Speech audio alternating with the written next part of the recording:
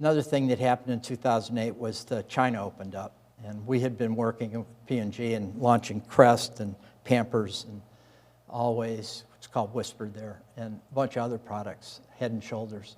So we knew you had to work to talk with the government in China. And it was very amicable, and we learned how to do that. So around 2008-9, after the Olympics, the platforms came to the agencies and the advertisers and wanted to get schooled on how do you get into China and how do you get into Russia. And so they called on China, and China said, "You're not coming here. We're not going to allow you in."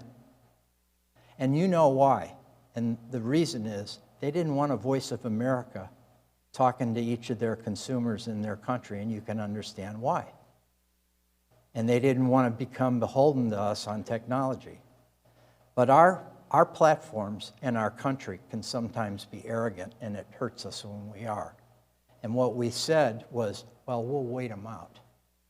They're going to eventually have to come to us. So we'll go to Indonesia first.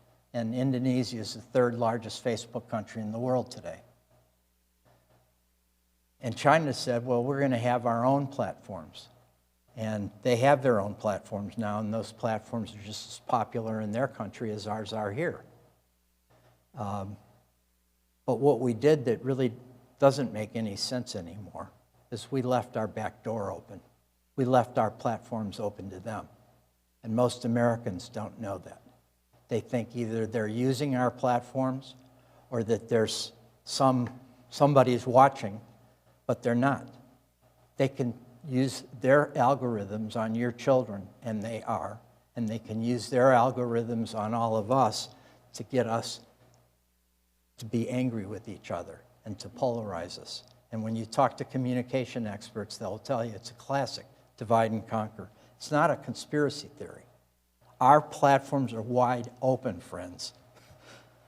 So what I'm most worried about is that I think we're being played.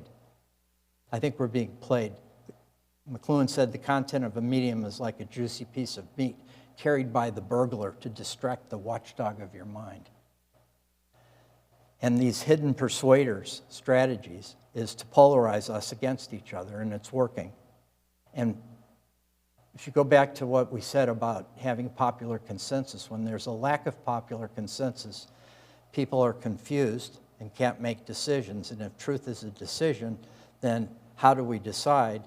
And Orwell said that when there's a lack of popular consensus and each side is angry at the other side and distrustful, extremist ideas can propagate more easily because they stand out.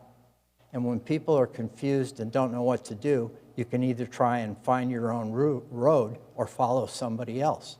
And if somebody else is more extreme and sticks out, a lot of people are going to follow that.